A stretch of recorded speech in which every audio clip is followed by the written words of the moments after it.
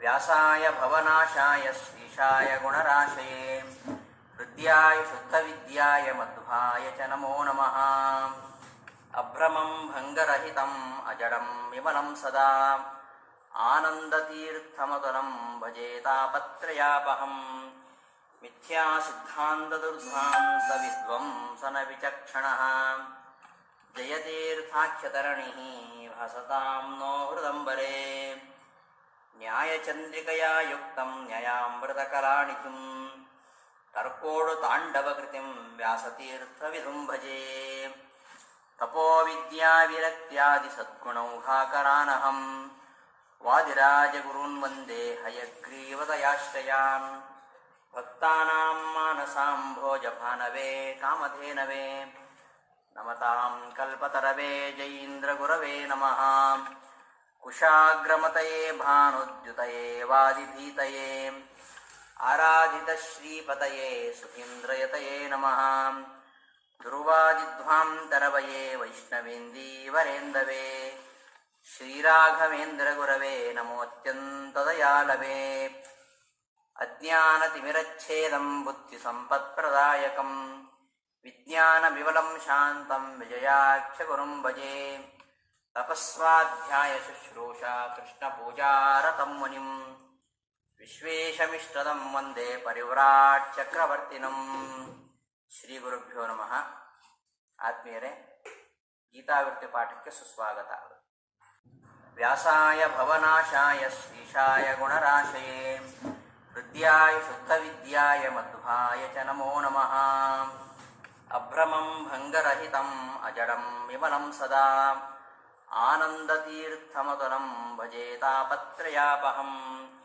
ಮಿಥ್ಯಾಸಿದ್ಧಾಂತದುರ್ಧ್ವಾಂತ ವಿದ್ವಂಸನ ವಿಚಕ್ಷಣಃ ಜಯತೀರ್ಥಾಖ್ಯತರಣಿಃ ಭಾಸತಾಂ no ಹೃದಂಬರೇ.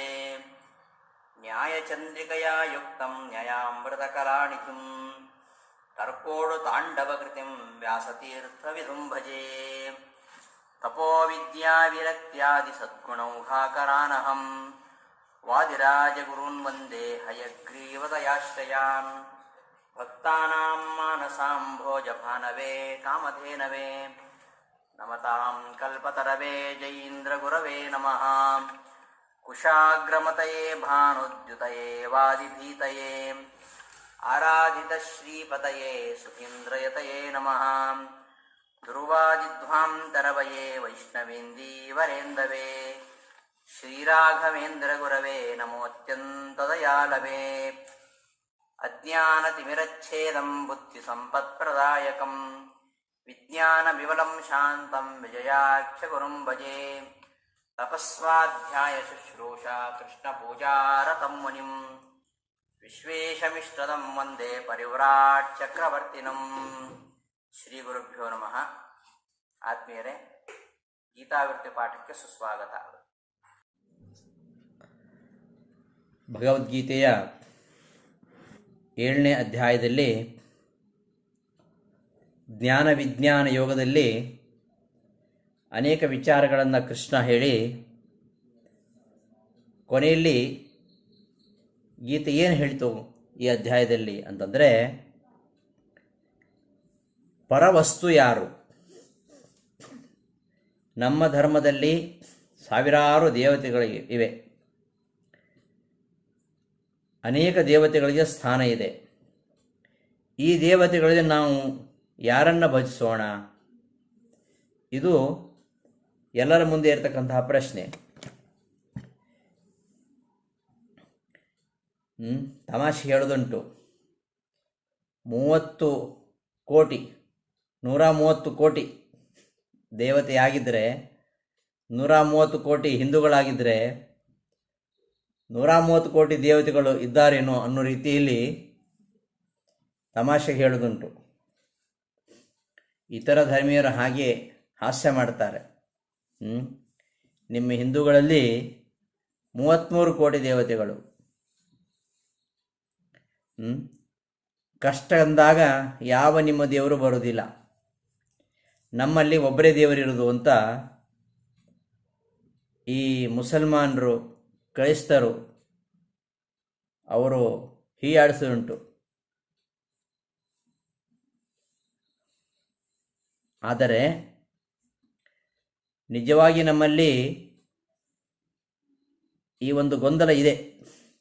ಯಾವ ದೇವತೆಯನ್ನು ಆಶ್ರಯಿಸಬೇಕು, ಯಾರನ್ನು ಬಿಡಬೇಕು. ಕೊನೆ ಕೆಲವರಿಗೆ ಯಾರು ಬೇಡಪ್ಪ ಅಂತ ಆಗ್ಬಿಡ್ತದೆ. ಇದೊಂದು ನಮ್ಮ ಹಿಂದೂ ಧರ್ಮದಲ್ಲಿರ್ತಕ್ಕಂತಹ ಒಂದು ಸಮಸ್ಯೆ. ಆದರೆ ನಾವು ನಮ್ಮ ಶಾಸ್ತ್ರಗಳನ್ನು ಅಧ್ಯಯನ ಮಾಡಿದರೆ ಬ್ರಹ್ಮಸೂತ್ರಗಳಾಗಲಿ, ವೇದ ಉಪನಿಷತ್ತುಗಳಾಗಲಿ, ಇವನ್ನೆಲ್ಲ ಪರಾಮರ್ಶೆ ಮಾಡಿದರೆ ಯಾವ ಗೊಂದಲ ಇಲ್ಲ. ಹಿಂದೂ ಧರ್ಮ ಅನೇಕ ದೇವತೆಗಳನ್ನು ಒಪ್ಪಿದೆ, ನಿಜ, ಇಲ್ಲೆಲ್ಲ ಬಂತು. ಇತರ ದೇವತೆಗಳನ್ನು ಆರಾಧನೆ ಮಾಡಿದರೆ ನಶ್ವರವಾದ ಫಲ, ಪರಮಾತ್ಮನನ್ನು ಆರಾಧನೆ ಮಾಡಿದರೆ ಶಾಶ್ವತ ಫಲ. ಈ ಒಂದು ವಿಚಾರ ಬಂದಾಗ ಹೌದು, ಹಿಂದೂ ಧರ್ಮದಲ್ಲಿ ಅನೇಕ ದೇವತೆಗಳಿದ್ದಾರೆ. ಆದರೆ ಸರ್ವೋತ್ತಮವಾಗಿರತಕ್ಕಂತಹ ಪರಬ್ರಹ್ಮ ವಸ್ತು ಅದು ಒಂದೇ ಅಂತ ಎಲ್ಲ ಶಾಸ್ತ್ರಗಳು ಹೇಳ್ತಾ ಇರೋದು. ವೇದದಲ್ಲಿ, ಪುರಾಣಗಳಲ್ಲಿ ಇಂದ್ರ, ಅಗ್ನಿ, ರುದ್ರ ಇವರ ವಿಷಯ ಎಲ್ಲ ಬಂದಿದೆ. ಆದರೆ ಅವೆಲ್ಲ ಶಬ್ದಗಳಿಂದ ಪ್ರತಿಪಾದ್ಯನಾಗಿರತಕ್ಕಂತಹ ವಸ್ತು ಯೋ ದೇವಾನಾಂ ನಾಮಧಃ ಏಕ ಏವ, ಅವನೊಬ್ಬನೇ. ಪರಬ್ರಹ್ಮ ವಸ್ತು ಒಂದೇ.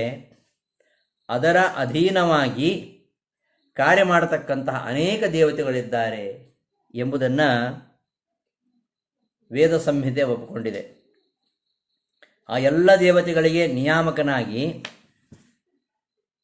ಆ ಶಬ್ದಗಳಿಂದಲೇ ಪ್ರತಿಪಾದ್ಯನಾಗಿರತಕ್ಕಂತಹ ದೇವತಾ ಸಾರ್ವಭೌಮನಾಗಿರತಕ್ಕಂತಹ ಏಕಮೇವ ಅದ್ವಿತೀಯ ಪರಬ್ರಹ್ಮನನ್ನು ಉಪನಿಷತ್ತುಗಳು ಅಂಗೀಕರಿಸಿವೆ. ಈ ಎಲ್ಲ ದೇವತೆಗಳು ಕೂಡ ಪರಮಾತ್ಮನ ಅಧೀನರಾಗಿಯೇ ಕೆಲಸ ಮಾಡ್ತಾರೆ. ಭೀಷಾಸ್ಮಾದ್ ವಾತಪ್ಪವತೆ ಭೀಷೋದೀತಿ ಸೂರ್ಯ ಇತ್ಯಾದಿ ಕಡೆಗಳಲ್ಲಿ ಈ ಎಲ್ಲ ದೇವತೆಗಳು ಪರಮಾತ್ಮನ ಅಧೀನ ಅಂತ ಹೇಳೋದು. ಇಂದ್ರ, ಅಗ್ನಿ, ಶಿವ ಎಲ್ಲ ಶಬ್ದಗಳಿಂದ ಪ್ರತಿಪಾದ್ಯ ಒಬ್ಬನೇ. ಈ ವಿಚಾರವನ್ನು ಉಪನಿಷತ್ತುಗಳಲ್ಲಿ ನಿರೂಪಣೆ ಮಾಡಿದ್ದಾರೆ. ಈ ಅನೇಕ ದೇವತಾವಾದ ಏನಿದೆ, ಹಿಂದೂ ಧರ್ಮದಲ್ಲಿರ್ತಕ್ಕಂಥ ಅನೇಕ ದೇವತಾವಾದ, ಇದು ಯಾವತ್ತೂ ಅನೇಕ ದೇವತಾವಾದ ಅನ್ನೋದು ವಾಯುರ್ ಯಮೋ ಅಗ್ನಿರ್ ವರುಣೋಶಶಾಂಕ ಪ್ರಜಾಪತಿಸ್ತ್ವಂ ಪ್ರಪಿತಾಮಹಸ್ಯ, ಇವೆಲ್ಲ ಮೇಲ್ನೋಟಕ್ಕೆ ಅನೇಕ ದೇವತಾವಾದವಾಗಿ ಕಾಣುತ್ತೆ. ಆದರೆ ಮುಂದೆ ಬರುತ್ತೆ ಭಗವದ್ಗೀತೆಯಲ್ಲಿ ಎಲ್ಲವೂ ನೀನೇ ಅಂತ. ವಾಯು ನೀನೇ, ಯಮನೂ ನೀನೇ, ಅಗ್ನಿಯೂ ನೀನೇ, ವರುಣನು ನೀನೇ, ಚಂದ್ರನು ನೀನೇ. ಎಲ್ಲವೂ ಕೂಡ ಪರಮಾತ್ಮನನ್ನೇ ಹೇಳ್ತಕ್ಕಂತಹ ಶಬ್ದಗಳು. ಆದ್ದರಿಂದ ಪರತತ್ವ ಒಂದಿದೆ, ಅದುವೇ ಸರ್ವೋತ್ತಮ. ಅದನ್ನು ಗೀತೆ ಈ ಅಧ್ಯಾಯದಲ್ಲಿ ಸ್ಪಷ್ಟಪಡಿಸ್ತಾ ಇದೆ. ಇತರ ದೇವತೆಗಳು ಇದ್ದಾರೆ. ಇತರ ದೇವತೆಗಳ ಉಪಾಸನೆಯಿಂದ ಅಲ್ಪ ಫಲ ದೊರೆತದ ಹೊರತು ಶಾಶ್ವತವಾಗಿರತಕ್ಕಂತಹ ಫಲವನ್ನು ಪಡೀಲಿಕ್ಕೆ ಸಾಧ್ಯ ಇಲ್ಲ. ಆದರೆ ಎಲ್ಲ ಜೀವರಿಗೂ ಮುಕ್ತಿದಾತನಾಗಿ ಸಕಲ ದೇವತೆಗಳಿಗೆ ಒಡೆಯನಾಗಿರತಕ್ಕಂತಹ ಪರಮಾತ್ಮನಿದ್ದಾನೆ, ಅವನೊಬ್ಬನೇ ಸರ್ವೋತ್ತಮ. ಇತರ ದೇವತೆಗಳ ಉಪಾಸನೆ ಮಾಡಬಹುದು. ಆ ಉಪಾಸನೆ ಹಾಗೂ ಪರಮಾತ್ಮನ ಉಪಾಸನೆ ಇವೆರಡನ್ನು ಪ್ರತ್ಯೇಕವಾಗಿ ಈ ಅಧ್ಯಾಯದಲ್ಲಿ ವಿಂಗಡಣೆ ಮಾಡಿ ತೋರಿಸಿ, ಪರಮಾತ್ಮನ ಭಕ್ತಿಯಿಂದಲೇ ಜನರಿಗೆ ಸಂಸಾರದ ಬಿಡುಗಡೆ, ಶಾಶ್ವತವಾದ ಸುಖ. ಇತರ ದೇವತೆಗಳನ್ನು ಉಪಾಸನೆ ಮಾಡಿದರೆ ಅದು ಅಲ್ಪ ಫಲ. ಆದ್ದರಿಂದ ಪರಮಾತ್ಮನ ಅಧೀನರಾಗಿರತಕ್ಕಂತಹ ಇತರ ದೇವತೆಗಳನ್ನು ಉಪಾಸನೆ ಮಾಡಿ ಅಲ್ಪ ಫಲವನ್ನು ಪಡೆಯೋದಕ್ಕಿಂತ ಪರಮಾತ್ಮನ ಉಪಾಸನೆಯನ್ನು ಮಾಡಿ ಇತರ ದೇವತೆಗಳ ಉಪಾಸನೆಯಿಂದ ಲಭಿಸುವ ಫಲವೂ ಪಡೆಯಬಹುದು.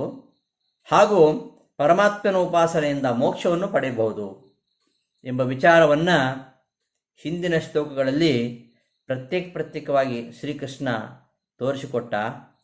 ಮುಂದೆ 11ನೇ ಅಧ್ಯಾಯದಲ್ಲೂ ಕೂಡ ಈ ವಿಚಾರ ಬರುತ್ತೆ. ಎಲ್ಲ ದೇವತೆಗಳಿಗೂ ಈ ಕೃಷ್ಣನೇ ಆಧಾರ. ಕೃಷ್ಣನಲ್ಲಿ ಎಲ್ಲವನ್ನು ಕಾಣ್ತಾನೆ ಅರ್ಜುನ. ಎಲ್ಲ ದೇವತೆಗಳನ್ನು ಕೃಷ್ಣನಲ್ಲಿ ಕಾಣ್ತಾನೆ. ಎಲ್ಲ ದೇವತೆಗಳಿಗೂ ಕೃಷ್ಣನೇ ಆಧಾರ. ಎಲ್ಲರೂ ಈ ಭಗವಂತನಿಗೆ ಅಧೀನರಾಗಿದ್ದಾರೆ.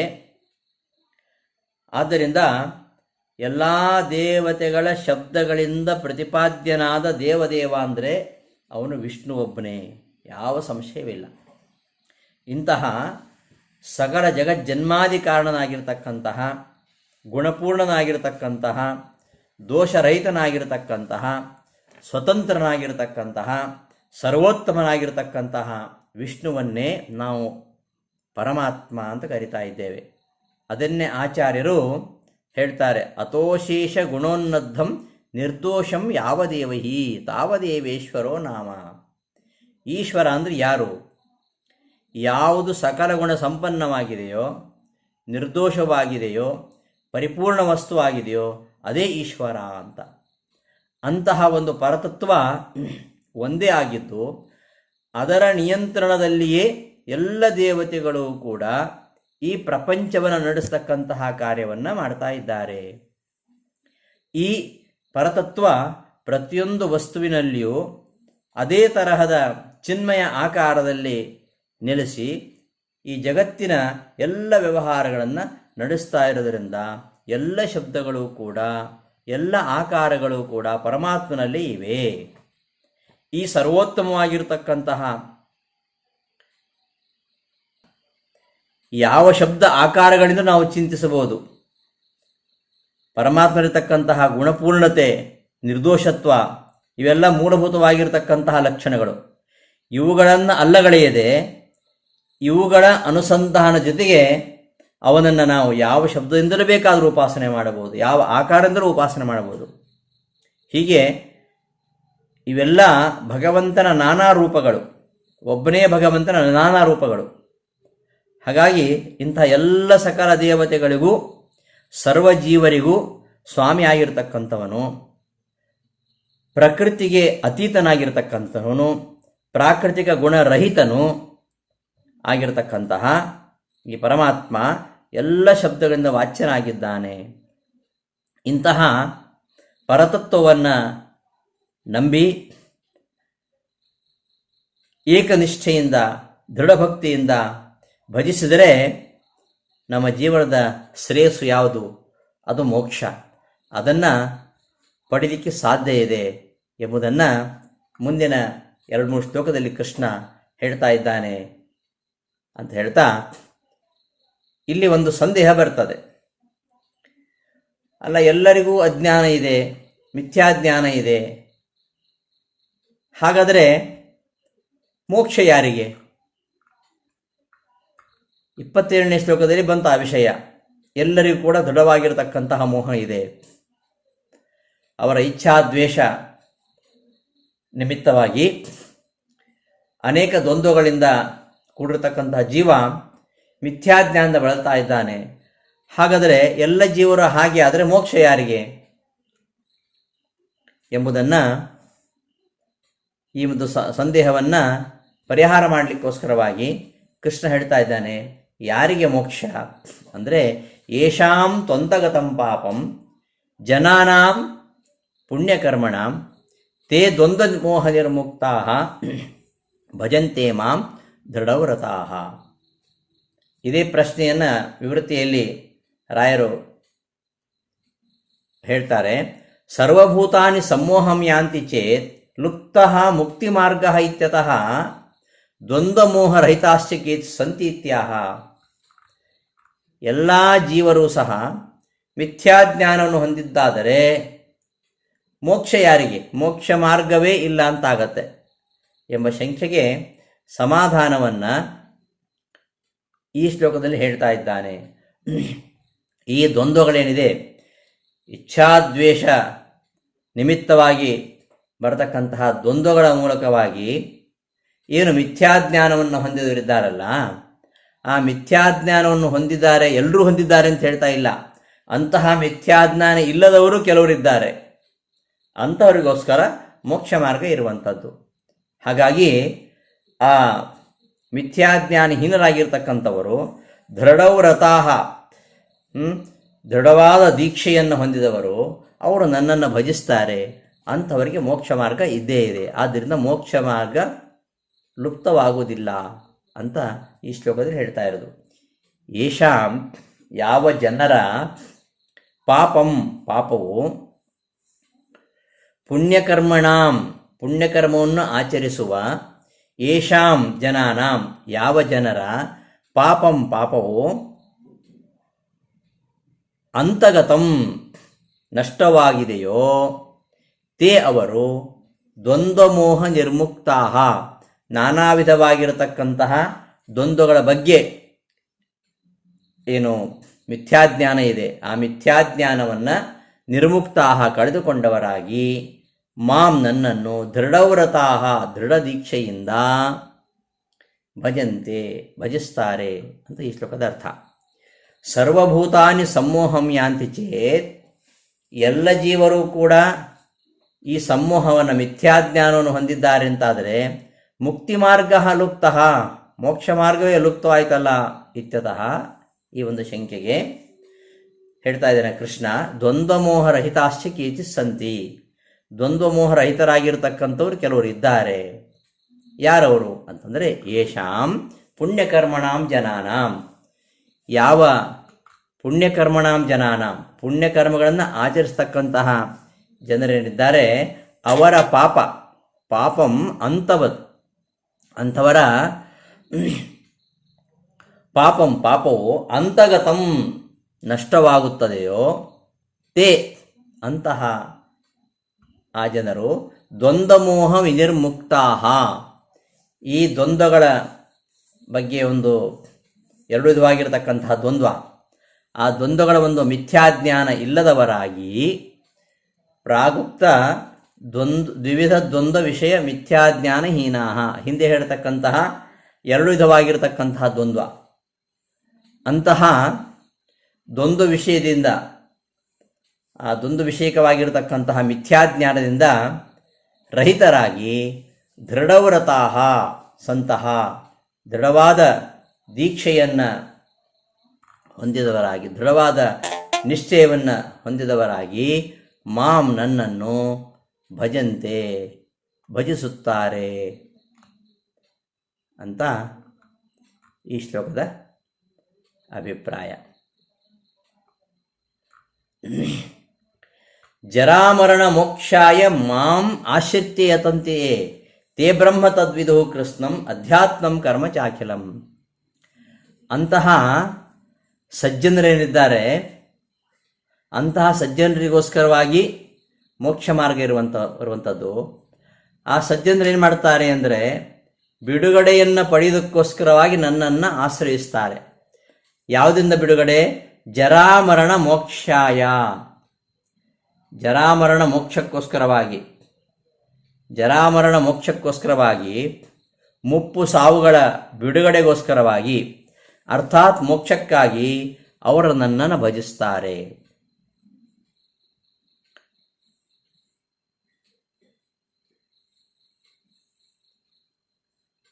ಜರಾಮರಣ ಮೋಕ್ಷಾಯ, ಮುಪ್ಪು ಸಾವುಗಳ ಬಿಡುಗಡೆಗಾಗಿ, ಯಾರು ಮಾಂ ನನ್ನನ್ನು ಆಶ್ರಯಿಸಿ,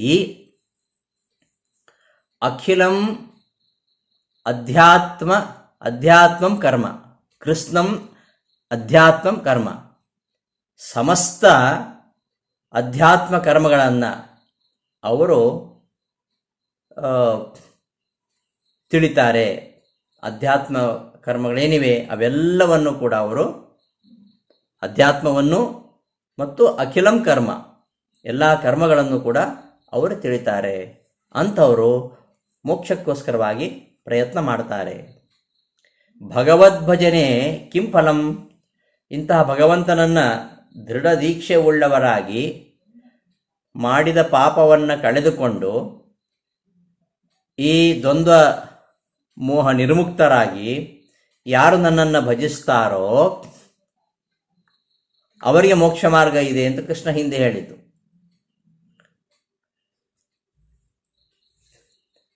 ಆ ರೀತಿ ಭಗವಂತನನ್ನು ಭಜಿಸಿದರೆ ಫಲ ಏನು ಅಂತಂದರೆ ಅದಕ್ಕೆ ಹೇಳಿಕೊಟ್ಟಿದ್ದು ಪ್ರಾಗುಕ್ತ ಭಜನಾನುವಾದೇನ ತಸ್ಯ ಬ್ರಹ್ಮಜ್ಞಾನ ರೂಪಂ ಪರಮಃ.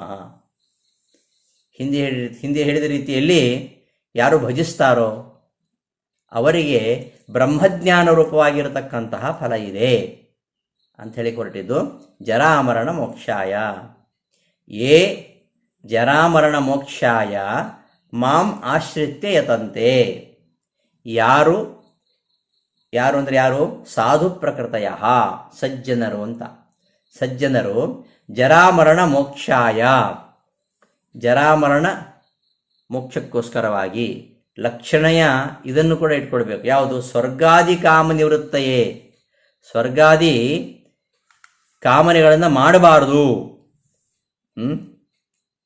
ಇತರ ಕಾಮನೆಗಳಿಗಿಂತ ಮೋಕ್ಷ ಕಾಮನೆಯೇ ಪ್ರಶಸ್ತ, ಸ್ವರ್ಗಾದಿ ಕಾಮನೆಗಳು ಇರಬಾರದು ಎಂಬ ಅಭಿಪ್ರಾಯದಿಂದ ಇಲ್ಲಿ ಹೇಳ್ತಾ ಇರೋದು ಜರಾಮರಣ ಮೋಕ್ಷಾಯ.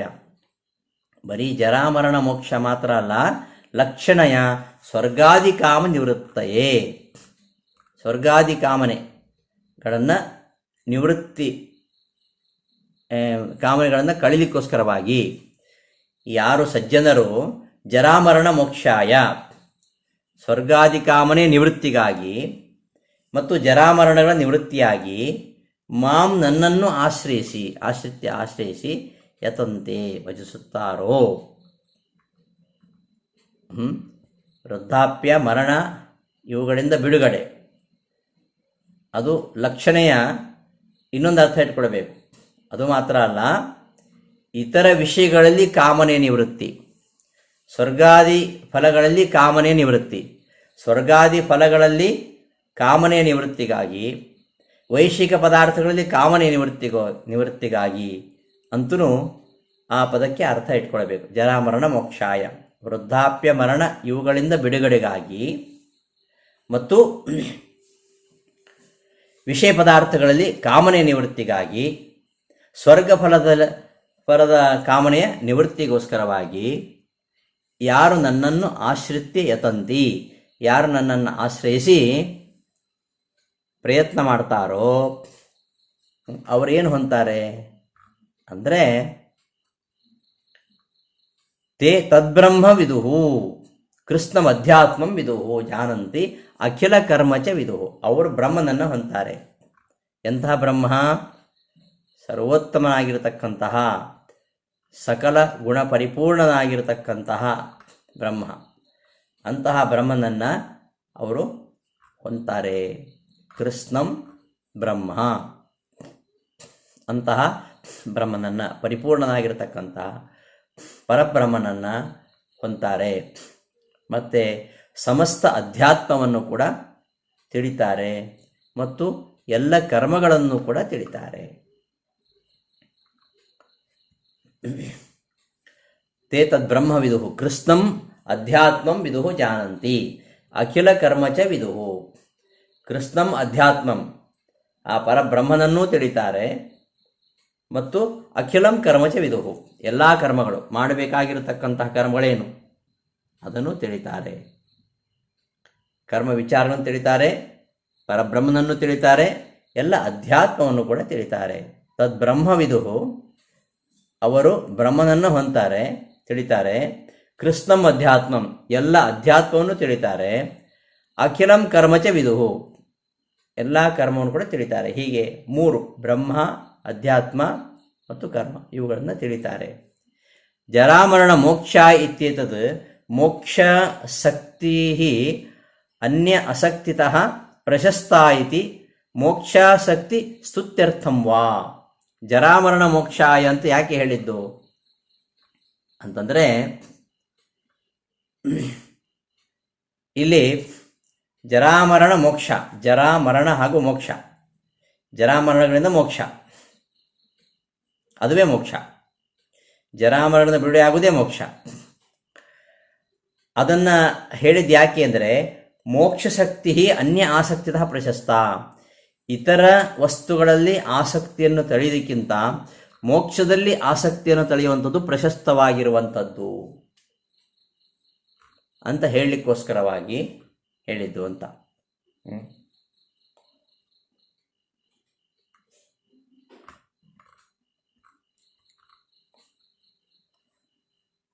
ಅಥವಾ ಮೋಕ್ಷಾಸಕ್ತಿ ಸ್ತುತ್ಯರ್ಥಂ, ಮೋಕ್ಷದಲ್ಲಿ ಆಸಕ್ತಿಯನ್ನು ಬೆಳೆಸ್ಕೊಳ್ಬೇಕು ಅಂತ ಸ್ತುತಿ ಮಾಡಲಿಕ್ಕೋಸ್ಕರ ಹೇಳಿದ್ದಿರ್ಬೋದು.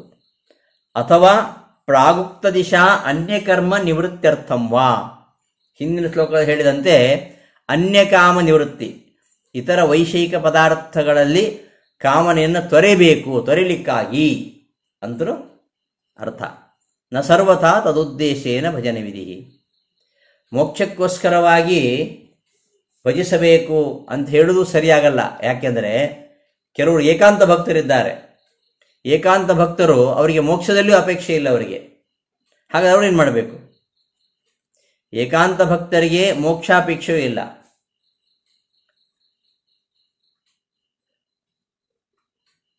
ಮಾಮೇವ ಯೇ ಪ್ರಪದ್ಯಂತೆ ಮಾಯಾಮೇತಾಂ ತರಂತಿತೆ, ಮಾಮೇವತೆ ಪ್ರಪದ್ಯಂತೆ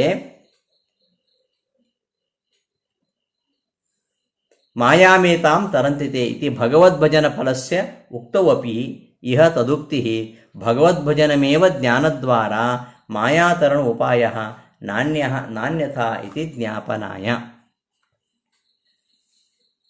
ಇಲ್ಲಿ ಜರಾಮರಣ ಮೋಕ್ಷಾಯ ಅಂತ ಹೇಳಿರುವಂಥದ್ದು, ಒಂದು ಮೋಕ್ಷದಲ್ಲಿ ಆಸಕ್ತಿ ಇರಬೇಕು.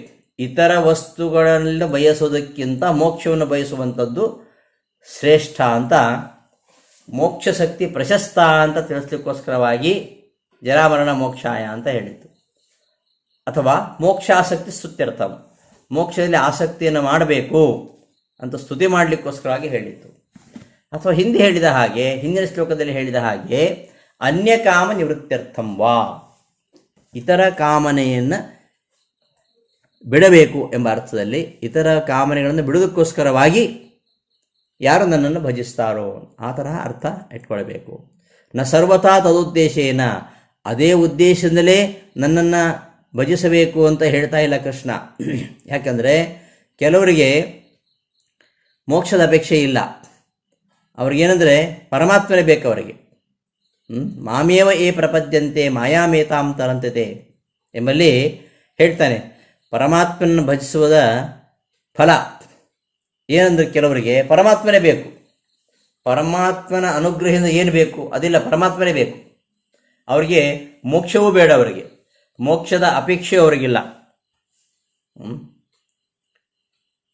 ಅದಕ್ಕೋಸ್ಕರವಾಗಿ ಇಲ್ಲಿ ಏಕಾಂತ ಭಕ್ತರಿಗೆ ಮೋಕ್ಷದ ಅಪೇಕ್ಷೆಯೂ ಇಲ್ಲ. ಆದ್ದರಿಂದ ಮೋಕ್ಷವನ್ನೇ ಉದ್ದೇಶಿಸಿಕೊಂಡು ಮಾಡಬೇಕು ಅಂತ ಅದರ ಅಭಿಪ್ರಾಯ ಅಲ್ಲ. ಮೋಕ್ಷವನ್ನು ಬಯಸುವವನಿಗಿಂತಲೂ ಅದನ್ನು ಬಯಸದಂತಹ ಏಕಾಂತ ಭಕ್ತ ಶ್ರೇಷ್ಠ ಅಂತ ಭಾಗವತ ಹೇಳುತ್ತೆ. ಮೋಕ್ಷದ ಬಯಕೆಯೂ ಕೂಡ ಇರಬಾರದು ಅಂತ.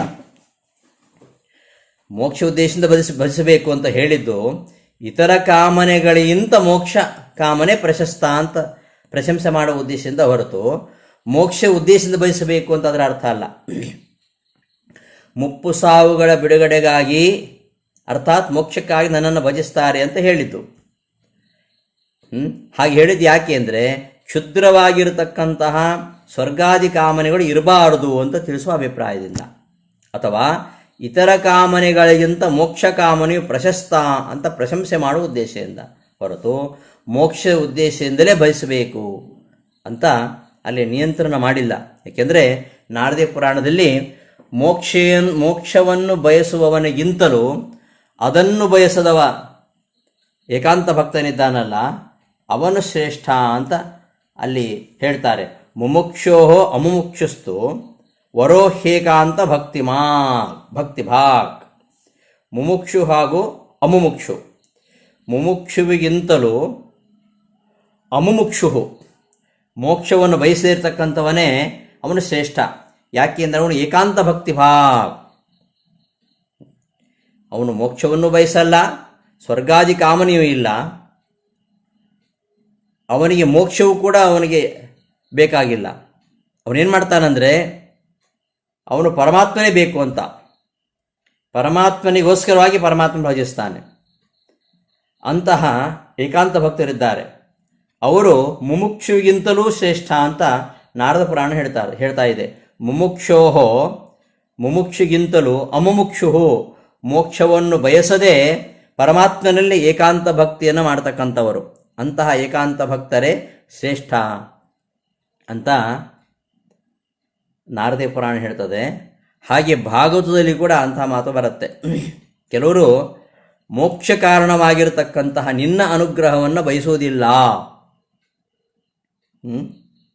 ಅಂತ ಅಲ್ಲಿ ಬರ್ತದೆ.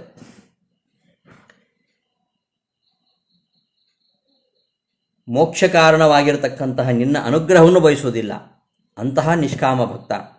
ಅವನನ್ನು ಭಾಗವತರು ಕೂಡ ಪ್ರಶಂಸೆ ಮಾಡ್ತಾರೆ. ಹೀಗೆ ಶುದ್ಧ ಸಾತ್ವಿಕರಾಗಿರತಕ್ಕಂತಹ ವ್ಯಕ್ತಿ ಅವ ಈ ತನ್ನ ವೈದಿಕ ಕರ್ಮಾನುಷ್ಠಾನಕ್ಕೆ ಸಾಧನವಾಗಿರತಕ್ಕಂತಹ ಏನು ಇಂದ್ರಿಯಗಳಿವೆ ಮತ್ತು ಫಲದ ಅಪೇಕ್ಷೆ ಇಲ್ಲದೆ ಅವ ಪರಮಾತ್ಮನಲ್ಲಿ ನಿರವಧಿಕ ಸ್ನೇಹಪೂರ್ವಕವಾಗಿ ಪ್ರವೃತ್ತಿ ಮಾಡ್ತಾನೆ. ಅದನ್ನೇ ಭಕ್ತಿ ಅಂತ ಹೇಳೋದು. ಅನಿಮಿತ್ತ ಭಗವತಿ ಭಕ್ತಿ ಸಿದ್ಧೇ ಗರೀಯಸಿ ಅಂತ. ಎಂಥ ಭಕ್ತಿ? ಅನಿಮಿತ್ತ ಭಗವತಿ ಭಕ್ತಿ, ಯಾವುದೇ ನಿಮಿತ್ತ ಇಲ್ಲದೆ ಭಗವಂತನಲ್ಲಿ ಯಾವುದೇ ನಿಮಿತ್ತವಿಲ್ಲದೆ ಯಾವುದೇ ಫಲದ ಅಪೇಕ್ಷೆ ಇಲ್ಲದೆ ಅವನಲ್ಲಿ ತೋರಿಸ್ತಕ್ಕಂತಹ ನಿರವಧಿಕವಾದ ಸ್ನೇಹಪೂರ್ವಕವಾದ ಪ್ರವೃತ್ತಿ ಉಂಟಲ್ವಾ, ಅದು ಭಕ್ತಿ. ಸಕಾಮ ಭಕ್ತಿಯಿಂದಾದ ಮೋಕ್ಷ, ಅದಕ್ಕಿಂತಲೂ ಇದು ಉತ್ತಮ. ನಿಷ್ಕಾಮ ಭಕ್ತಿ, ಮೋಕ್ಷವನ್ನೂ ಬಯಸದಂತಹ ನಿಷ್ಕಾಮ ಭಕ್ತಿ. ಇವರು ಮೋಕ್ಷವನ್ನು ಬಯಸುವುದಿಲ್ಲ. ಇವರು ಯಾವ ಅಪೇಕ್ಷೆ ಇಲ್ಲದೆ ಭಗವಂತನಲ್ಲಿ ನಿರವಧಿಕವಾಗಿರತಕ್ಕಂತಹ ಸ್ನೇಹಪೂರ್ವಕವಾದ ಪ್ರವೃತ್ತಿ ಮಾಡ್ತಾರೆ. ಸತ್ವ ಏವೈಕ ಮನಸಃ ವೃತ್ತಿ ಸ್ವಾಭಾವಿಕೀತುಯ ಅನಿಮಿತ್ತ ಭಗವತಿ ಸಿದ್ಧೇ ಭಕ್ತಿ ಶ್ರದ್ಧೇ ಗರೀಯಸಿ ಎಂಬ ಮಾತು ಭಾಗವತದಲ್ಲಿ ಬರ್ತದೆ. ಅಂತಹ ಭಕ್ತಿಯನ್ನು ಅವರು ಮಾಡ್ತಾರೆ. ಮೋಕ್ಷರೂಪವಾಗಿರತಕ್ಕಂತಹ ಸಿದ್ಧಿಯನ್ನು ಬಯಸುವುದಿಲ್ಲ ಅವರು.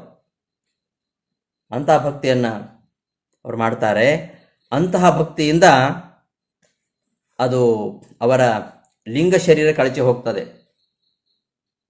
ಜರಯತ್ಯಾಶುಯ ಕೋಶಂ ನಿಗೀರ್ಣಂ ಅನಲೋ ಯಥಾ.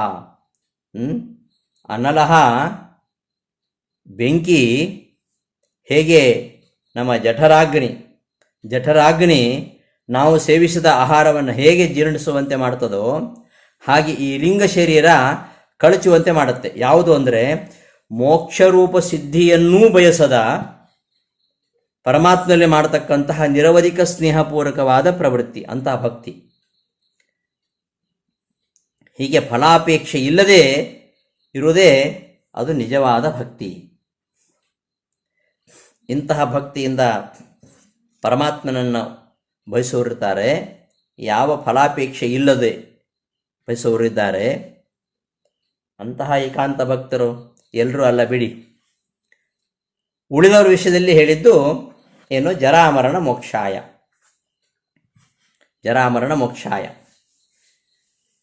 ಮುಪ್ಪು ಮರಣ ಹಾಗೂ ವಿಷಯಭೋಗ ಇಚ್ಛೆ ಇವೆಲ್ಲವುಗಳಿಂದ ಬಿಡುಗಡೆ ಪಡಿಬೇಕು ಅಂತ ಯಾರು ನನ್ನನ್ನು ಆಶ್ರಯಿಸಿ ಪ್ರಯತ್ನ ಮಾಡ್ತಾರೋ ಅವರು ಪರಬ್ರಹ್ಮನ ಹೊಂತಾರೆ, ಎಲ್ಲ ಅಧ್ಯಾತ್ಮವನ್ನು ತಿಳಿತಾರೆ ಹಾಗೂ ಕರ್ಮ ವಿಚಾರವನ್ನು ಕೂಡ ತಿಳಿತಾರೆ.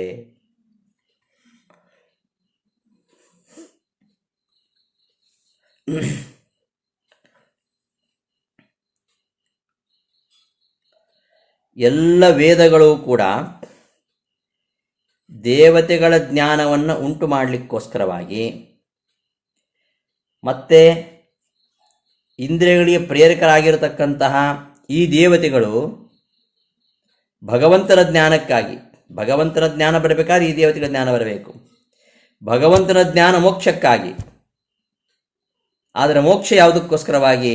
ಅದು ಇನ್ನೊಂದಕ್ಕಾಗಿ ಅಲ್ಲ ಅಂತ. ಯಾಕೆ? ಅದೇ ಕೊನೆಯ ಪುರುಷಾರ್ಥ. ಇದು ಮಧ್ಯಮ ಭಕ್ತರನ್ನು ಇಟ್ಕೊಂಡು ಹೇಳಿರುವಂಥದ್ದು. ನಾವೆಲ್ಲ ದೇವತೆಗಳನ್ನು ಭಜಿಸ್ತೇವೆ. ಯಾಕೆಂದರೆ ನಮಗೆ ನಾರಾಯಣನ ಅನುಗ್ರಹ ಆಗಬೇಕು. ನಾರಾಯಣನ ಅನುಗ್ರಹ ಆಗಬೇಕು ಯಾಕೆ ಅಂದರೆ ಮೋಕ್ಷಕ್ಕೋಸ್ಕರ ಆಗಬೇಕು. ಮೋಕ್ಷ ಯಾಕೆ ಅಂದರೆ ಅದಕ್ಕೆ ಇನ್ನೊಂದಿಲ್ಲ. ಮೋಕ್ಷದ ಉದ್ದೇಶ ಇನ್ನೊಂದಿಲ್ಲ, ಅದಕ್ಕಿಂತ ಬೇರೆ ಪ್ರಯೋಜನ ಇಲ್ಲ. ಅಲ್ಲಿ ಗೀತಾಕಲ್ಪದಲ್ಲಿ ಒಂದು ಮಾತು ಬರ್ತದೆ, ಸರ್ವೇ ವೇದಾಸ್ತು ದೇವಾರ್ಥಾ ದೇವಾ ನಾರಾಯಣಾರ್ಥಕಾ ನಾರಾಯಣಸ್ತು ಮೋಕ್ಷಾರ್ಥ ಮೋಕ್ಷೋ ನಾನ್ಯಾರ್ಥ ಈಶತೆ. ಎಲ್ಲ ವೇದಗಳಿರುವಂಥದ್ದು ದೇವತೆಗಳ ಜ್ಞಾನವನ್ನು ಉಂಟು ಮಾಡಲಿಕ್ಕೋಸ್ಕರವಾಗಿ. ದೇವತೆಗಳಿರುವಂಥದ್ದು ನಾರಾಯಣಾರ್ಥಕಾಹ. ಈ ಎಲ್ಲ ದೇವತೆಗಳು ಕೂಡ ಇರುವಂಥದ್ದು ಯಾಕೆ ಅಂದರೆ ಭಗವಂತನ ಜ್ಞಾನವನ್ನು ನಮಗೆ ಕೊಡಲಿಕ್ಕೋಸ್ಕರವಾಗಿ. ಭಗವಂತನ ಜ್ಞಾನ ಯಾಕೆ ಅಂದರೆ ನಾರಾಯಣಸ್ತು ಮೋಕ್ಷಾರ್ಥ. ನಾರಾಯಣ ನಮಗೆ ಯಾಕೆ ಬೇಕು ಅಂದರೆ ಮೋಕ್ಷಕ್ಕೋಸ್ಕರವಾಗಿ.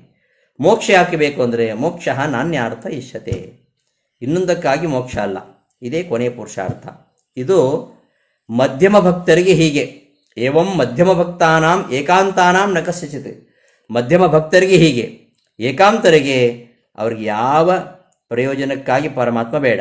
ಪರಮಾತ್ಮ ಯಾಕೆ ಬೇಕು ಅಂದರೆ ಪರಮಾತ್ಮನಿಗಾಗಿಯೇ ಪರಮಾತ್ಮ ಬೇಕು. ಅವರು ಪರಮಾತ್ಮ ಭಜಿಸ್ತಾರೆ ಯಾಕೆಂದರೆ ಅವರಿಗೆ ಪರಮಾತ್ಮ ಬೇಕು. ಅವರಿಗೆ ಮೋಕ್ಷಾದಿ ಯಾವ ಪ್ರಯೋಜನವೂ ಬೇಕಾಗಿಲ್ಲ. ಅಂಥವರು ಏಕಾಂತ ಭಕ್ತರು ಎಂಬುದಾಗಿ ಗೀತಾಕಲ್ಪದಲ್ಲಿ ಹೇಳ್ತಾರೆ. ಹೀಗೆ ಸಜ್ಜನರು ತಮ್ಮ ಜರಾಮರಣ, ವಿಷಯಭೋಗೇಚ್ಛೆ ಮುಂತಾದವುಗಳಿಂದ ಬಿಡುಗಡೆಯನ್ನು ಪಡಲಿಕ್ಕೋಸ್ಕರವಾಗಿ ನನ್ನನ್ನು ಆಶ್ರಯಿಸಿಕೊಂಡು ಅವರು ಪ್ರವೃತ್ತಿ ಮಾಡ್ತಾರೆ, ನನ್ನನ್ನು ಹೊಂತಾರೆ, ಹಾಗೂ ಎಲ್ಲ ಅಧ್ಯಾತ್ಮ ಕರ್ಮ ವಿಚಾರನ ತಿಳಿತಾರೆ. ಏಕಾಂತ ಭಕ್ತಾನ ಮೋಕ್ಷಾಪೇಕ್ಷ ಅಭಾವಾತ್. ಇಲ್ಲಿ ಮೋಕ್ಷಾಯಂತ, ಮೋಕ್ಷದಲ್ಲಿ ಆಸಕ್ತಿಯನ್ನು ಹುಟ್ಟಲಿಕ್ಕೋಸ್ಕರವಾಗಿ ಈ ಪದವನ್ನು ಹೇಳಿದ್ದು ಯಾಕೆ ಅಂದರೆ ಪ್ರಾಗುಕ್ತ ದಿಶಾ ಅನ್ಯಕಾಮ ನಿವೃತ್ತ್ಯರ್ಥಂ. ಇತರ ಯಾವ ಕಾಮನೆಗಳು ಇರಬಾರ್ದು ಅಂತ. ಸರ್ವತಾ ಮೋಕ್ಷವನ್ನು ಪಡಲಿಕ್ಕೋಸ್ಕರವಾಗಿ ನನ್ನನ್ನು ಭಜಿಸಬೇಕು ಅಂತ ಕೃಷ್ಣ ಹೇಳ್ತಾರೆ. ನ ಸರ್ವತಾ ತದುದ್ದೇಶೇನ ಭಜನೆ ವಿಧಿ. ಮೋಕ್ಷೋಪಾಯಕ್ಕೋಸ್ಕರವಾಗಿ ನನ್ನನ್ನು ಭಜಿಸಬೇಕು ಅಂತ ಹೇಳ್ತಾ ಇಲ್ಲ. ಯಾಕೆಂದರೆ ಕೆಲವರಿಗೆ, ಏಕಾಂತ ಭಕ್ತರಿಗೆ ಮೋಕ್ಷಾಪೇಕ್ಷ ಅಭಾವಾತ್, ಮೋಕ್ಷಾಪೇಕ್ಷೆ ಅವರಿಗಿರುವುದಿಲ್ಲ. ಮಾಮೇವ ಏ ಪ್ರಪದ್ಯಂತೆ ಮಾಯಾಮೇತಾಂ ತರಂತತೆ ಅಂತ ಹೇಳಿದ ಹಾಗೆ ಭಗವಂತನ ಭಜನೆಯ ಫಲ ಏನಿದೆ ಆ ಫಲಕ್ಕೆ ಭಗವಂತನೇ ಫಲ, ಅದರಿಂದ ಮತ್ತೊಂದು ಇಲ್ಲ.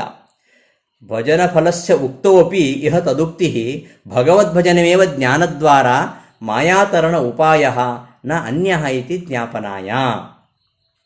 ಮಾಮೇವ ಈ ಪ್ರಪದ್ಯಂತೆ, ನನ್ನನ್ನೇ ಯಾರು ಶರಣಾಗತರಾಗ್ತಾರೋ ಅವರು ಸಂಸಾರ ಬಂಧನವನ್ನು ದಾಟ್ತಾರೆ ಅಂತ ಭಗವಂತನನ್ನು ಭಜಿಸಿದರೆ ಈ ಫಲ ಇದೆ ಅಂತ ಹಿಂದೆ ಹೇಳಿದೆ. ಮಾಯಾಮೇತಾಂ ತರಂತಿದೆ ಅಂತ ಅಲ್ಲಿ ಹೇಳಿದರೂ ಕೂಡ ಇಲ್ಲಿ ಪುನಃ ಹೇಳಿದ್ದು ಯಾಕೆ ಅಂದರೆ ಭಗವಂತನ ಭಜನೆಯೇ ಭಗವಂತನ ಜ್ಞಾನದ ಮೂಲಕವಾಗಿ ಸಂಸಾರ ಬಂಧನವನ್ನು ದಾಟಲಿಕ್ಕೆ ಸಾಧನವಾಗಿದೆ ಹೊರತು ಮತ್ತೊಂದು ಇಲ್ಲ ಅಂತ ತಿಳಿಸ್ಲಿಕ್ಕೋಸ್ಕರವಾಗಿ ಇಲ್ಲಿ ಹೇಳಿರುವಂಥದ್ದು ಅಂತ.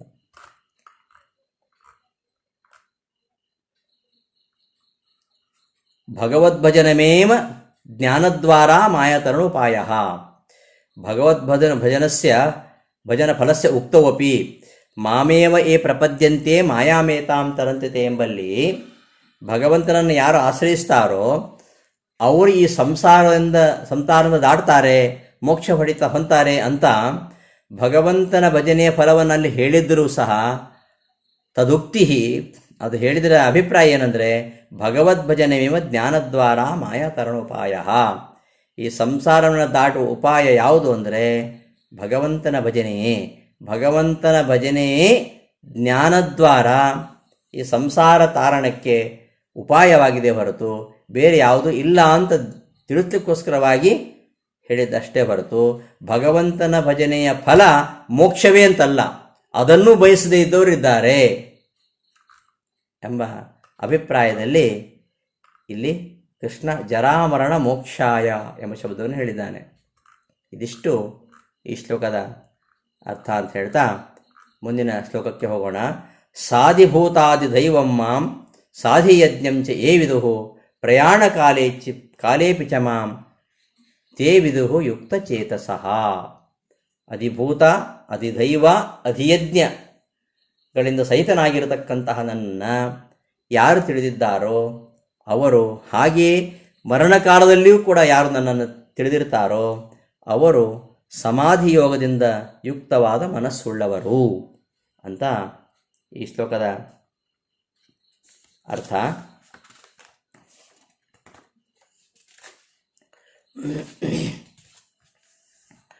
ಅಧಿಭೂತ, ಅಧಿದೈವ, ಅಧಿಯಜ್ಞ ಈ ರೂಪಗಳಿಂದ ಯುಕ್ತನಾಗಿರ್ತಕ್ಕಂತಹ ಮಾಂ ನನ್ನನ್ನು ಯಾರು ತಿಳಿಯುವರೋ, ಏ ವಿದುಹು ಯಾರು ತಿಳಿತಾರೋ ಅವರು ಪ್ರಯಾಣ ಕಾಲೇಪಿಚ, ಪ್ರಯಾಣ ಕಾಲ ಅಂದರೆ ಮರಣಕಾಲ, ಮರಣಕಾಲದಲ್ಲಿಯೂ ಮಾಂ ನನ್ನನ್ನು ವಿದುಹು ಸ್ಮರಿಸ್ತಾರೋ, ಮರಣಕಾಲದಲ್ಲಿಯೂ ನನ್ನನ್ನು ಯಾರು ಸ್ಮರಿಸ್ತಾರೋ ಅವರೇ ನಿಜವಾಗಿ ಯುಕ್ತಚೇತಸಃ, ಅವರೇ ನಿಜವಾಗಿ ಸಿದ್ಧಿ ಪಡೆದವರು, ಅವರೇ ಆ ಪರಬ್ರಹ್ಮನನ್ನು ತಿಳಿಯತಕ್ಕಂಥವರು ಎಂಬ ಅರ್ಥವನ್ನು ಹೇಳುವುದರೊಂದಿಗೆ ಈ ಅಧ್ಯಾಯವನ್ನು ಕೃಷ್ಣ ಸಮಾಪ್ತಿಗೊಳಿಸ್ತಾ ಇದ್ದಾನೆ. ಮುಂದೆ ಬ್ರಹ್ಮ, ಅಧ್ಯಾತ್ಮ, ಕರ್ಮ, ಅಧಿಭೂತ, ಅಧಿದೈವ, ಅಧಿಯಜ್ಞ ಅವೆಲ್ಲ ಮುಂದೆ ಇನ್ನು ಮತ್ತೆ ವಿವರವಾಗಿ ನಿರೂಪಣೆ ಮಾಡ್ತಾನೆ. ಇಲ್ಲಿ ಯಾವುದೇ ವಿಧವಾಗಿರತಕ್ಕಂತಹ ನಾಶ ಇಲ್ಲದವ, ಯಾವುದೇ ಹಾನಿ ಇಲ್ಲದವ, ಯಾವುದೇ ಚ್ಯುತಿ ಇಲ್ಲದವ, ಅನಂತನಾದವ, ಅವ್ಯಯನಾಗಿರ್ತಕ್ಕಂಥವ ಪರಮಾತ್ಮ ಇದ್ದಾನೆ. ಅವನೇ ಬ್ರಹ್ಮ, ಅವನೇ ಅಧಿಯಜ್ಞ. ಅವನು ಸಕಲ ದೇಹಗಳಲ್ಲಿಯೂ ದೇಹಿಗಳ ನಿಯಾಮಕನಾಗಿ ಸರ್ವಪ್ರೇರಕನಾಗಿ ಇದ್ದಾನೆ. ಆದ್ದರಿಂದ ಅವನಿಗೆ ಅಧಿಯಜ್ಞ ಅಂತ ಹೇಳೋದು. ಅಧಿಯಜ್ಞ ಎಂಬ ರೂಪದಿಂದ ಪರಮಾತ್ಮ ಎಲ್ಲರ ದೇಹದೊಳಗೆ ಇದ್ದುಕೊಂಡು ಎಲ್ಲರಿಗೂ ನಿಯಾಮಕನಾಗಿ ನೆಲೆಸಿದ್ದಾನೆ. ಈ ಬ್ರಹ್ಮ ಬೇರೆಯಲ್ಲ, ಅಧಿಯಜ್ಞ ಬೇರೆಯಲ್ಲ. ಈ ಸರ್ವೋತ್ತಮನಾಗಿರತಕ್ಕಂತಹ ವಿಷ್ಣುವೇ ಎಲ್ಲ ಕಡೆಯೂ ವ್ಯಾಪಿಸಿದ್ದಾನೆ. ಎಲ್ಲರ ದೇಹದೊಳಗೂ ಪ್ರೇರಕನಾಗಿ, ಅವನ ಅಂತರ್ಯಾಮಿಯಾಗಿ ಅವನು ಅಧಿಯಜ್ಞ ಎಂಬ ರೂಪದಿಂದ ಇದ್ದಾನೆ. ಅಧಿಯಜ್ಞ, ಸಾಧಿಯಜ್ಞಂ, ಅಧಿಯಜ್ಞ ಅಂದರೆ ಹಾಗೆ ಎಲ್ಲರ ದೇಹ, ಎಲ್ಲ ಜೀವರ ದೇಹಗಳಲ್ಲಿಯೂ ಪ್ರೇರಕನಾಗಿ ಅವನ ಅಂತರ್ಯಾಮಿ ರೂಪವನ್ನು ಹೊಂದಿದ್ದಾನೆ. ಅದು ಅಧಿಯಜ್ಞ. ಅಧ್ಯಾತ್ಮ ಅಂದರೆ ಜೀವರು. ಅಧ್ಯಾತ್ಮ ಪರಮಾತ್ಮನಿಂದ ಹಾಗೂ ಜಡ ಪದಾರ್ಥಗಳಿಂದಲೂ ಭಿನ್ನವಾಗಿರುವಂಥದ್ದು ತನ್ನ ವ್ಯಕ್ತಿತ್ವ ಅಂತ ತಿಳಿದುಂಟಲ್ವಾ. ಇದು ಸಾಧಕನಿಗೆ ಬೇಕಾಗಿರುವಂಥದ್ದು. ಪರಮಾತ್ಮ ಜಡ ಪದಾರ್ಥಗಳಿಂದ ಭಿನ್ನನಾಗಿದ್ದಾನೆ, ಪರಮಾತ್ಮನಿಂದಲೂ ಭಿನ್ನನಾಗಿದ್ದಾನೆ. ಇದನ್ನು ತಿಳ್ಕೊಳ್ಬೇಕು. ಇದು ಅಧ್ಯಾತ್ಮ. ಈ ಜೀವರು ಪರಮಾತ್ಮನಿಂದಲೂ ಬೇರೆಯಾಗಿದ್ದಾರೆ, ಜಡ ಪದಾರ್ಥಗಳಿಂದ ಬೇರೆಯಾಗಿದ್ದಾರೆ. ಹೀಗೆ ತನ್ನ ವ್ಯಕ್ತಿತ್ವವನ್ನು ತಿಳಿದುಂಟಲ್ವಾ, ಅದು ಅಧ್ಯಾತ್ಮ. ಇನ್ನೊಂದು ಬಂತಲ್ಲಿ,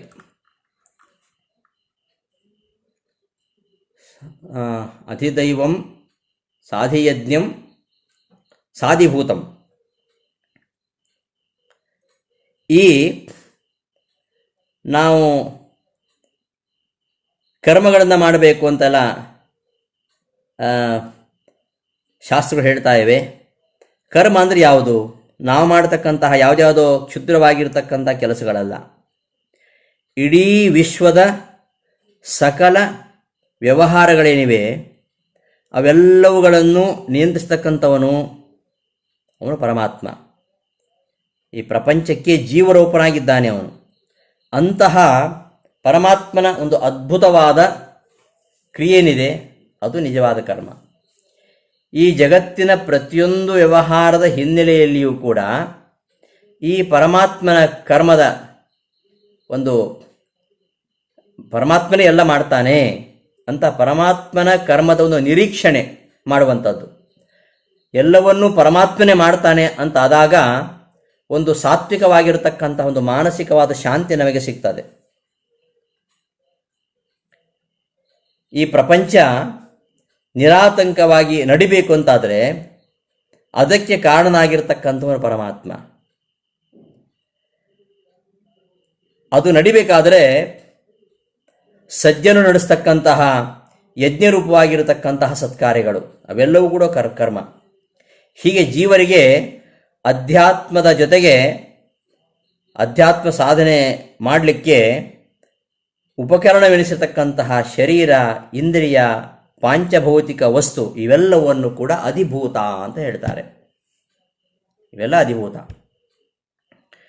ಜೀವರಿಗೆ ಅಧ್ಯಾತ್ಮ ಸಾಧನೆಗೆ ಮಾಡಲಿಕ್ಕೆ ಬೇಕಾಗಿರತಕ್ಕಂತಹ ಏನು ಕರ್ಮ ಇದೆ, ಆ ಕರ್ಮಕ್ಕೆ ಉಪಕರಣವೆನಿಸಿರತಕ್ಕಂತಹ ಶರೀರ, ಇಂದ್ರಿಯ, ಪಾಂಚಭೌತಿಕ ವಸ್ತುಗಳು ಇವೆಲ್ಲ ಅಧಿಭೂತ.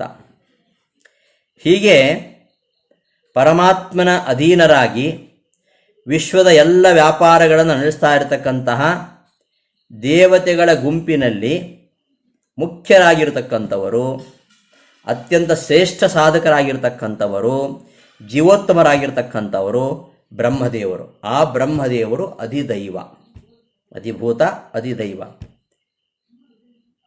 ಇದೆಲ್ಲವನ್ನ ತಿಳಿದ್ರಿಂದ ಈ ಸಾಧಕನಿಗೆ ತನ್ನ ಆಧ್ಯಾತ್ಮಿಕ ಸಾಧನೆಯಲ್ಲಿ ಮುನ್ನಡೆಯಲಿಕ್ಕೆ ಸಾಧ್ಯವಾಗತ್ತೆ ಎಂಬ ವಿಚಾರವನ್ನು ಈ ಶ್ಲೋಕದಲ್ಲಿ ಕೃಷ್ಣ ಹೇಳ್ತಾ ಇದ್ದಾನೆ. ಅಧಿಭೂತ, ಅಧಿದೈವ, ಅಧಿಯಜ್ಞ ಈ ರೂಪಗಳಿಂದ ಸಹಿತನಾಗಿರತಕ್ಕಂಥ ನನ್ನನ್ನು ತಿಳಿಯುವುದಂದರೆ ಹೀಗೆ. ಈ ರೀತಿಯಾಗಿ ನನ್ನನ್ನು ಯಾರು ತಿಳಿದಿದ್ದಾರೋ ಅಂಥವರು ತಮ್ಮ ಆಧ್ಯಾತ್ಮಿಕ ಸಾಧನೆಯಲ್ಲಿ ಯಶಸ್ವಿಯಾಗಲಿಕ್ಕೆ ಸಾಧ್ಯ ಇದೆ ಎಂಬ ವಿಚಾರವನ್ನು ಇಲ್ಲಿ ಹೇಳ್ತಾ ಇರೋದು. ತದ್ಬ್ರಹ್ಮ ಇತ್ಯುಕ್ತ್ಯ ಬ್ರಹ್ಮ ಭಗವತಃ ಅನ್ಯತ್ ಇತಿ ಶಂಕಾನ್ಯರಾಸಾಯ ಆಹ ಸಾಧಿಭೂತೇತಿ. ತದ್ಬ್ರಹ್ಮ, ಆ ಬ್ರಹ್ಮ, ಆ ಬ್ರಹ್ಮ ಅಂತ ಕೃಷ್ಣ ಹೇಳ್ತಾ ಇದ್ದಾನೆ. ಆ ಬ್ರಹ್ಮ ಬೇರೆ, ಕೃಷ್ಣ ಬೇರೆನಾ ಅಂತ ನಮಗೆ ಸಂದೇಹ ಬರ್ತದೆ. ಕೃಷ್ಣ ಬ್ರಹ್ಮನ ಬಗ್ಗೆ ಹೇಳ್ತಾ ಇದ್ದಾನೆ, ನಾನೇ ಅಂತ ಹೇಳ್ತಾ ಇಲ್ಲ. ತದ್ಬ್ರಹ್ಮ, ಆ ಬ್ರಹ್ಮ ಅಂತ ಹೇಳಿದ್ರಿಂದ ಹಾಗಾದರೆ ಕೃಷ್ಣ ಬೇರೆ, ಆ ಬ್ರಹ್ಮ ಬೇರೆಯೋ ಅಂತ ಶಂಕೆ ಬರುತ್ತೆ. ಅದನ್ನು ನಿವಾರಣೆ ಮಾಡಲಿಕ್ಕೋಸ್ಕರ ಕೃಷ್ಣ ಹೇಳ್ತಾ ಇದ್ದಾನೆ, ಸಾಧಿಭೂತಂ, ಸಾಧಿಭೂತಾದ್ ದೈವಂ ಮಾಂ, ಸಾಧಿಭೂತ ಅಧಿದೈವಂ ಮಾಂ, ಸಾಧಿಯಜ್ಞಂ ಮಾಂ. ಅಧಿಭೂತ, ಅಧಿದೈವ, ಅಧಿಯಜ್ಞ ರೂಪಗಳಿಂದ ಸಹಿತನಾಗಿರತಕ್ಕಂಥ ನನ್ನನ್ನು ಯಾರು ತಿಳಿತಾರೋ ಅಂತ ತಾನೇ ಬ್ರಹ್ಮ ಎಂಬುದನ್ನು ಹೇಳಿಕೊಟ್ಟಿದ್ದಾನೆ, ಬೇರೆ ಯಾರೂ ಅಲ್ಲ. ಬ್ರಹ್ಮನೇ ಬೇರೆ, ಕೃಷ್ಣನೇ ಬೇರೆ ಅಂತ ಶಂಕೆ ಬರ್ತದಲ್ಲ, ಅದಕ್ಕೋಸ್ಕರವಾಗಿ ಶ್ರೀಕೃಷ್ಣ ಸಾಧಿಭೂತ ಅಧಿದೈವಂ ಮಾಂ ಅಂತ ಹೇಳ್ತಾ ಇರೋದು. ಅಧಿದೈವಗಳಿಂದ ಸಹಿತನಾದ, ಅಧಿಯಜ್ಞ ಸಹಿತನಾಗಿರತಕ್ಕಂತಹ ನನ್ನನ್ನು ಯಾರು ತಿಳಿತಾರೋ ಅವರು ಮರಣಕಾಲದಲ್ಲಿ ನನ್ನನ್ನು ಯಾರು ತಿಳಿತಾರೋ ಅವರು ಯುಕ್ತ ಚೇತಸಃ, ನಿಜವಾಗಿಯೂ ಅವರು ಸಮಾಧಿಯುಕ್ತವಾದ ಮನಸ್ಸು ಉಳ್ಳವರು. ಅಥವಾ ಯಾರು ಪ್ರಯಾಣ ಕಾಲದಲ್ಲಿಯೂ ಪ್ರಯಾಣ ಕಾಲೇಪಿಚ ಮಾಂ, ಯಾರು ಪ್ರಯಾಣ ಕಾಲದಲ್ಲಿಯೂ ನನ್ನನ್ನು ಸ್ಮರಿಸ್ತಾರೋ, ಯೋಗಯುಕ್ತ ಮನಸ್ಸುಳ್ಳವರಾಗಿ ನನ್ನನ್ನು ಆಶ್ರಯಿಸ್ತಾರೋ ಅವರು ಆ ಬ್ರಹ್ಮನನ್ನು ತಿಳಿದಿರುವವರು. ಹೀಗೆ ಅಧಿಭೂತ, ಅಧಿದೈವ, ಅಧಿಯಜ್ಞ ಇಂತಹ ರೂಪಗಳಿಂದ ಸಹಿತನಾಗಿರತಕ್ಕಂಥ ನನ್ನನ್ನು ಯಾರೇ ತಿಳಿತಾರೋ ಅವರು ಸಾಧನೆಯಲ್ಲಿ ಮುನ್ನಡಿತಾರೆ ಅಂತ ಹೇಳ್ತಾ ಮುಂದಿನ ಅಧ್ಯಾಯದಲ್ಲಿ ಇದೇ ವಿಚಾರವನ್ನು ಹೇಳ್ತೇನೆ ಎಂಬುದನ್ನು ಇಲ್ಲಿ ಸೂಚಿಸ್ತಾ ಇದ್ದಾನೆ. ಮುಂದಿನ ಅಧ್ಯಾಯದಲ್ಲಿ ಇದೇ ಬರ್ತದೆ, ಅಧಿಭೂತ ಅಧಿದೈವ ಅಧಿಯಜ್ಞಗಳ ಸ್ವರೂಪ. ಅದು ಏನು, ಅದು ಮುಂದಿನ ಅಧ್ಯಾಯದಲ್ಲಿ ಬರ್ತಕ್ಕಂತಹ ವಿಚಾರ. ಮುಂದಿನ ಅಧ್ಯಾಯಕ್ಕೆ ಹಿನ್ನೆಲೆಯಾಗಿ ಕೊನೆಯಲ್ಲಿ ಈ ಒಂದು ವಿಶೇಷಣಗಳನ್ನು ಸೇರಿಸಿಕೊಂಡು ಈ ಅಧಿಭೂತ, ಅಧಿದೈವ, ಅಧಿಯಜ್ಞ ಇಂತಹ ಸ್ವರೂಪಗಳಿಂದ ಕೂಡಿರತಕ್ಕಂತಹ ನನ್ನನ್ನು ಯಾರು ತಿಳಿತಾರೋ ಅವರೇ ನಿಜವಾಗಿ ಸಾಧಕರು ಅಂತ ಈ ಶ್ಲೋಕದಲ್ಲಿ ಹೇಳುವ ಮೂಲಕವಾಗಿ ಈ ಅಧ್ಯಾಯವನ್ನು ಕೃಷ್ಣ ಸಮಾಪ್ತಿಗೊಳಿಸಿ ಮುಂದಿನ ಅಧ್ಯಾಯದಲ್ಲಿ ಇದೇ ವಿಚಾರವನ್ನು ವಿಸ್ತಾರವಾಗಿ ಹೇಳ್ತಾ ಹೋಗ್ತಾನೆ. ಮುಂದಿನ 8ನೇ ಅಧ್ಯಾಯ. ಆ 8ನೇ ಅಧ್ಯಾಯದಲ್ಲಿ ಇದೇ ವಿಷಯವನ್ನು ವಿಸ್ತಾರವಾಗಿ ನಿರೂಪಿಸ್ತಾ ಹೋಗ್ತಾನೆ.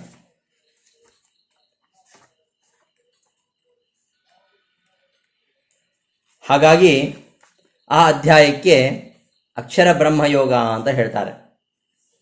ಅಕ್ಷರ, ಅಧ್ಯಾತ್ಮ, ಕರ್ಮ, ಅಧಿಭೂತ, ಅಧಿದೈವ, ಅಧಿಯಜ್ಞ ಇವೆಲ್ಲ ಏನು?